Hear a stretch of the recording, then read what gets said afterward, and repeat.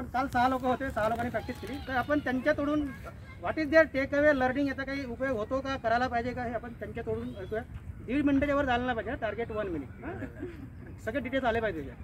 ए माझा फोटो काढतो का, इकडे याच्या समोर बरं काढतो आवाज आला पाहिजे ना. येईल. आणि मग सगळ्यांचा पण सर्वांना शुभप्रभात. मी प्रफुल्ल आनडे, इथेच हेलामध्ये काम करतो आहे.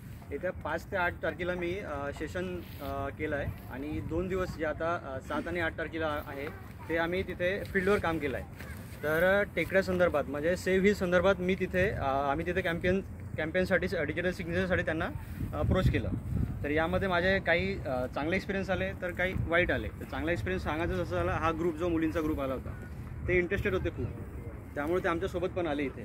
त्यांनी विचारलं की ॲक्च्युली काय होतं याच्यामध्ये. मग आम्ही सांगितलं की इथे झाडं वगैरे लावण्यात येते आणि पाणी वगैरे टाकतं, त्याचं संवर्धन केलं जातं, या सगळ्या गोष्टी.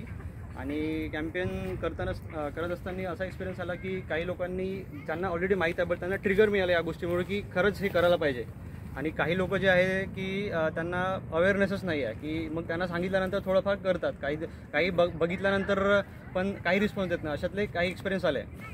आणि यामध्ये माझं लर्निंग असं झालं की मला लोकांशी जुळायला मिळालं आहे. मी आज इथे उभा आहे, याआधी बोलू शकत नव्हतो, आता प्रत्यक्ष तुमच्यासमोर उभा होऊन बिंदास बोलतो आहे. तर हे मला लर्निंग झालं आणि नेचरबद्दल जे इम्पॉर्टन्स आहे ते मला पण कळालेलं आहे. थँक्यू. Very good. ठीक आहे. तू होता ना ट्रेनिंगमध्ये? येस. बोल ना. वर्ष आला पाहिजे. नमस्कार. तारीख सोबत वर्ष पण आलं पाहिजे 2020. आणि तू पहिल्या 2 दिवसात काय शिकला आणि आता काय तुझं टेक अवे सांगायचं आहे, बाकी लोकांनी काय झालं ते क्रेडिट देतील. ओके. नमस्कार, मी आदित्य पटेल. तर मी 5 नोव्हेंबर 2020 ते 8 नोव्हेंबर 2020 ह्यामध्ये एक लिसनिंग आणि स्पीकिंगचा सेशन केला.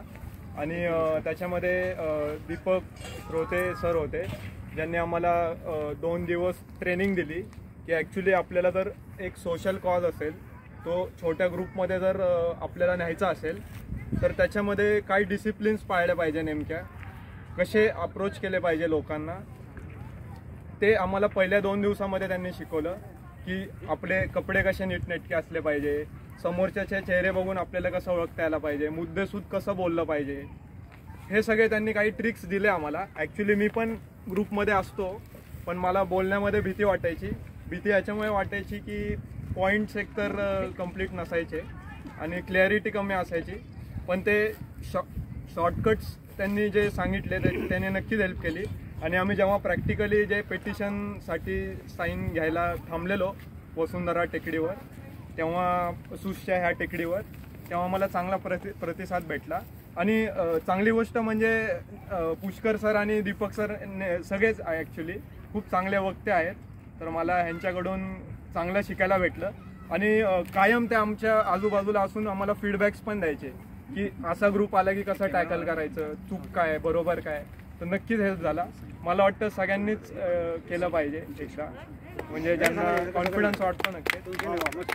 थँक्यू. अभिनंदन. पुष्कर तू पण होता ना? तू पण शॉर्ट कर ना, अर्ध्या minute. Your also the part of the. काम बंद केलं का ते?